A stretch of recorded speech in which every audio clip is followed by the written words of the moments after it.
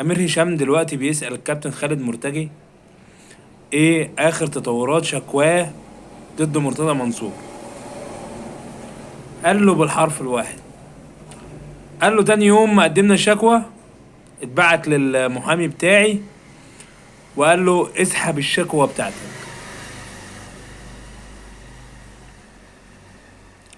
يعني انا بس عايز اعرف بجد، او احنا المصريين كلهم نفسنا نعرف مين اللي بيحمي مرتضى، مين اللي ساند مرتضى.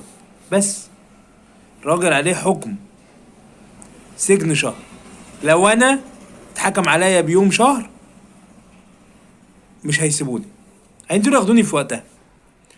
ده راجل بقى علامة في مصر، وما بتقدم كمان قدام قصاده شكوى، شكوتك بتتسحب.